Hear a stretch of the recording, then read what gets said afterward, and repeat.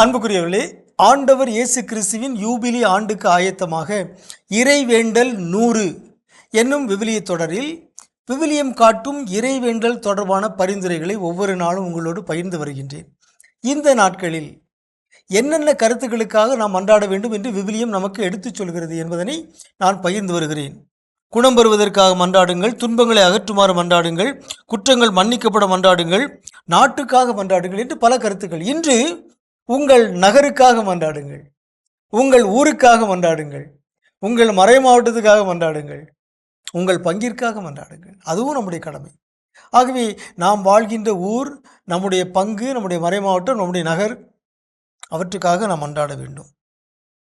எரேமியா இறைவாக்கு நூல் 29வது அதிகாரம் 7வது இறைமொழி. எரேமியா 29:7 நாம் வாசிக்கிறோம்.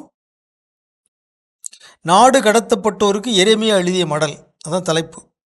உங்களை எந்த நகருக்கு நான் நாடு கடத்தியுள்ளேனோ அந்த நகரின் நல்வாழ்வை தேடுங்கள், அந்நகருக்காக ஆண்டவரிடம் மன்றாடுங்கள், ஏனெனில் அதன் நல்வாழ்வில் தான் உங்கள் நல்வாழ்வும் அடங்கி இருக்கிறது. நல்ல வியப்பான ஒரு செய்தி.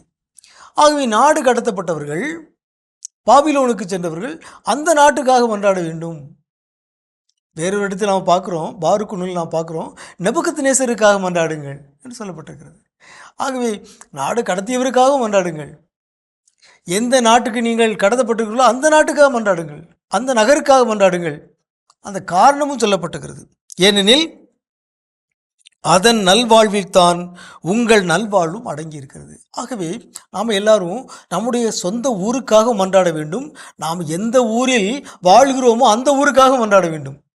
தொழிலை முன்னிட்டு, படிப்பை முன்னிட்டு, வேலையை முன்னிட்டு நாம் வேறு ஒரு நகருக்கு குடிபெயர்ந்து அங்கே நாம் வாழ்கிறவர்களாக இருக்கலாம், வேறு நாடாகவும் இருக்கலாம். இன்று வளைகுடா நாடுகளில் எத்தனையோ கத்தோலிக்கர்கள் பணி செய்து கொண்டிருக்கிறார்கள். அந்த நாட்டுக்காக நாம் மன்றாட வேண்டும். காரணம், நம்முடைய நல்வாழ்வு அந்த நாட்டின் நல்வாழ்வில் தான் அடங்கி இருக்கிறது. ஏனெனில் அதன் நல்வாழ்வில் தான் உங்கள் நல்வாழ்வும் அடங்கி இருக்கிறது. ஆகவே அந்த நாட்டுக்காக மன்றாடுங்கள், அந்த நகருக்காக மன்றாடுங்கள், உங்கள் பங்கிற்காக மன்றாடுங்கள், உங்கள் மறை மாவட்டத்திற்காக மன்றாடுங்கள். உங்கள் பங்கின் நல்வாழ்வில் தான் உங்கள் நல்வாழ்வு அடங்கி இருக்கிறது.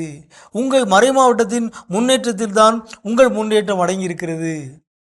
எனவே அன்புக்குரியவர்களே, இறை வார்த்தை நம்மை அழைக்கிறது.